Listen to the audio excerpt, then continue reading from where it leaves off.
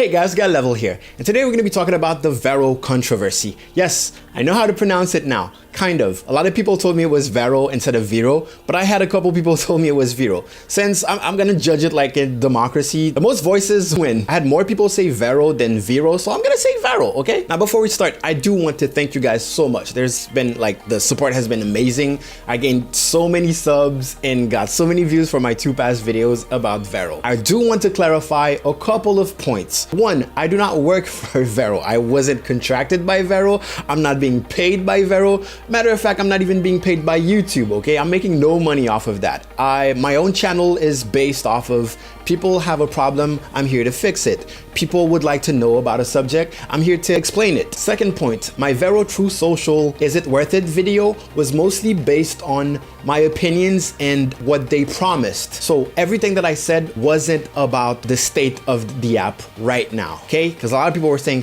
oh, the user interface is buggy and blah blah blah. They had 1 million people join in like 4 days. Of course it's gonna be buggy. It's like when they were making the tallest building in the world, you came day 1 when they only had the foundation and you were like, hey, that's not the tallest building in the world. There's no elevators, you can't even go up. You know how stupid that sounds? Anyways, the Vero controversy. Someone tweeted, and I'm gonna read it. Oh, his name is Tyler Henson. Welp, Vero was fun until I realized their CEO stopped paying salaries to 9,000 Filipino workers at his previous construction company, rendering them essentially homeless and reliant on food donations. Peace. I do respect this, well, it's not an opinion, that's an actual fact. It seems like a construction company called Ogre or something, it's probably not pronounced Ogre, but I like the name Ogre, not paying the workers. The construction company Ogre is owned by Ayman Hariri's family, and they had this controversy with the 9,000 Filipinos, which is horrible. And I'm not trying to dumb it down or saying that it's not a horrible thing. Of course, it's a tragedy. They haven't been paid for 2 years and they are relying on food donations, which is horrible. And from there, the tweet blew up. I don't know who retweeted it, but it was like 8K people retweeted that and they were like, oh, look, look, look. And at first in my head, I was like, oh, this is anti-hype. Basically, when everyone is hyped about something new, anyone who can bring a controversy or drama to that thing will pretty much blow up. We'll rally a bunch of anti-conformists. I don't know how to say it. But basically, you bring drama to something everyone likes and you get recognition. It's awesome.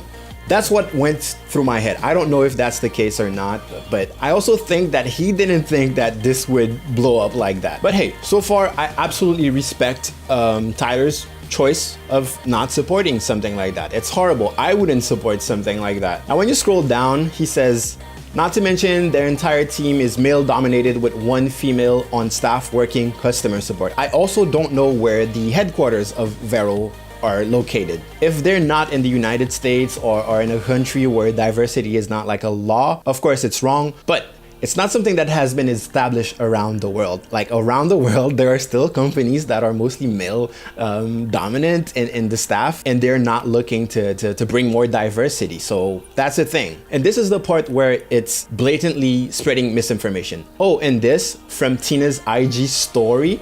You acknowledge and agree that you provide data regarding your end users and email campaigns to Vero in connection with your use of this service's customer data. You hereby do and shall grant Vero a non-exclusive worldwide royalty-free transferable right to use, modify, reproduce, and display such customer data, including all related intellectual property rights to provide the services and blah, blah, blah. Basically, what this is saying is that you're giving away, like the royalty-free is marked with that red circle, as you're giving away your data and they can do whatever they want with it. First of all, I tried to find this. I know that they recently updated their terms of services, so maybe that was in the old thing, but this was posted like yesterday and that was already updated. All it would take him is to just go ahead and read the terms of services, which I did. I'm a photographer. I don't want my pictures to be stolen. So I read the whole thing and I read it again after seeing this tweet, and this is nowhere to be found. So this is not true. As of right now, this is not true. And I know for a fact that the terms of services were updated before he tweeted that. So basically, this is a case of I saw an IG story and now I'm distributing it as a fact when it's absolutely not true. Then he posted a bunch of links to prove his tweet, which is cool. try to provide sources. Well, a lot of people ask them ask them for sources, of course. He posted 3 links, none of them actually worked, and he went. And with that, all of these links are suddenly somehow no longer working. I feel like we have a good conspiracy going on. The first one is Bloomberg.com. I don't know this website. And the second one is Forbes Middle East. And the third one is Forbes.com. Maybe their lawyer called and said, hey, this is defamation, take it down. I don't think that's the case, because later on we actually found 2 other links that are actually working. There's the Wikipedia page. Oh my God, I cannot speak. And then there's Aljazeera.com. To be honest, I will provide a link to the tweet, to the specific tweet, give it even more exposure. Now, is the founder guilty, or should you back up Vero because of that? That's absolutely your choice. I'm pretty sure with a little bit of research, I can see a bunch of horrible things that Facebook is guilty of, that Instagram is guilty of, that Snapchat is guilty. It's easy.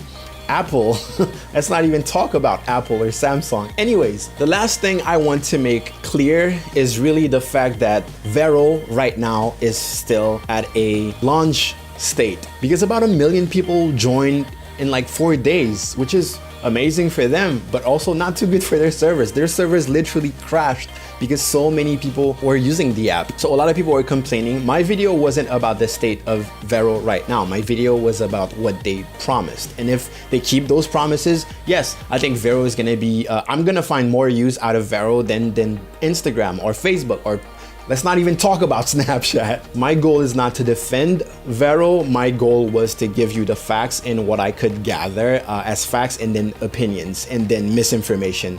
So this was it for me, guys. Thank you so much for watching. If you have any questions, I'm probably gonna make a video about my whole rant about social media in general. Let me know if you wanna see that. And I will see you guys later. Gal Level out.